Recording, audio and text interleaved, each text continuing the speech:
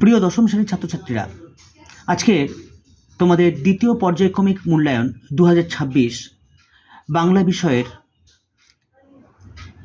যার পূর্ণমান থাকবে 40 এবং সময় পাবে তোমরা 1 ঘন্টা 30 মিনিট, তার একটা সেট আমি তোমাদেরকে উপস্থাপন করব।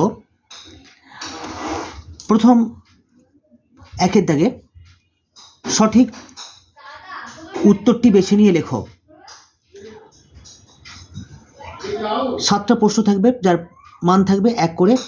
1 × 7 = 7। প্রথম প্রশ্ন, জগদীশবাবু কাঠের খড়মে লাগিয়েছিলেন হীরের ফুল, সোনার বোল, রূপোর বল, সোনার চুমকি। দ্বিতীয় প্রশ্ন, ছদ্মবেশে সেদিন হরিদার রোজগার মন্দ হয়নি। কিসের ছদ্মবেশের কথা বলা হয়েছে?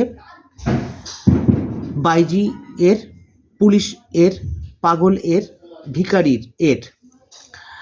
পরের প্রশ্ন, সহাস্যে কহিলেন, বাবুটির স্বাস্থ্য গেছে কিন্তু শখ 16 আনায় বজায় আছে, তা স্বীকার করতে হবে। কথাটি বলেছেন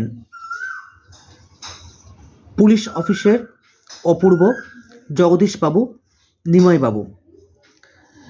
পরের প্রশ্ন, দিগম্বরের জটাই হাসে শিশু চাঁদের কর। শিশু চাঁদের কর কথাটির অর্থ কী? চাঁদের ছোট সন্তান, ছোট চাঁদের কিরণ, ছোট চাঁদের হাসি, চাঁদের ছোট হাতে। অর্ধ সমাপ্ত কাজটি শেষ করো। এখানে অর্ধ সমাপ্ত হল ক্রিয়া বিশেষণ তৎপুরুষ, নং তৎপুরুষ, ব্যাধিকরণ বহুব্রীহি, দ্বন্দ্ব। রাজপথ পথটির ব্যাসবাক্য হল রাজার পথ, রাজা ও পথ, পথের রাজা, বড় পথ। অর্থের গৌরব শব্দটির মধ্যে গৌরবটি কি? ব্যাসবাক্য, সমস্যমান পথ, সমস্ত পথ, পরপথ। এবার চলে আসবো 2 নম্বর দাগে। কম বেশি 20টি শব্দের নিচের প্রশ্নগুলির উত্তর দাও। প্রশ্নের মান থাকবে 1। 8টা প্রশ্ন লিখতে হবে। 1 × 8 = 8 নম্বর প্রশ্ন। প্রথম প্রশ্ন, বধূরা প্রদীপ তুলে ধর। বধূরা কার উদ্দেশ্যে প্রদীপ তুলে ধরবে?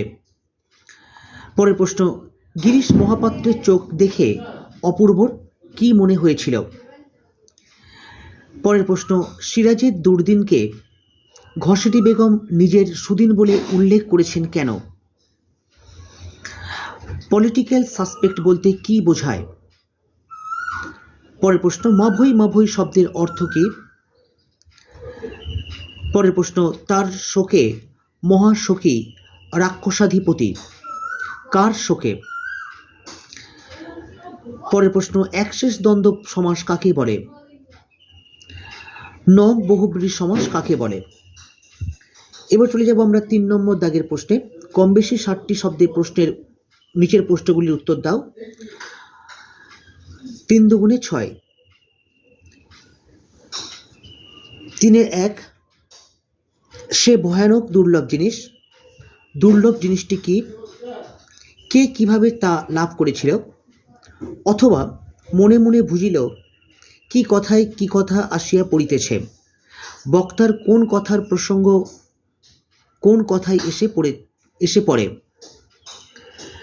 তোরা সব জয়ধ্বনি কর। তোরা কারা? তাদের জয়ধ্বনি করতে বলার কারণ কি? অথবা ধিক মোড়ে বক্তাকে তার এই আত্মধিক্কারের কারণ কি? এবার 4 দাগের প্রশ্নে চলে আসবো। কম বেশি 150 শব্দের নিচের প্রশ্নের উত্তর দাও। 5 × 1, একটা প্রশ্ন লিখতে হবে, যার নম্বর থাকবে 5, 5।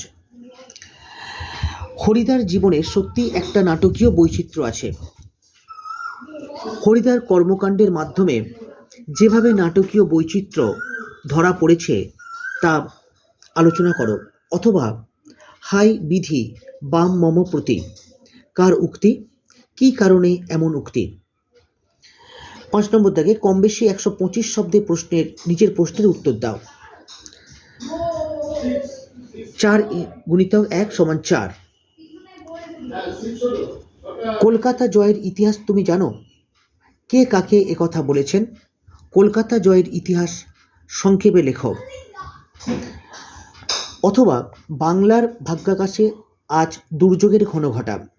কোন কারণে বাংলার ভাগ্যাকাশে দুর্যোগের ঘনঘটা নেমে এসেছিল?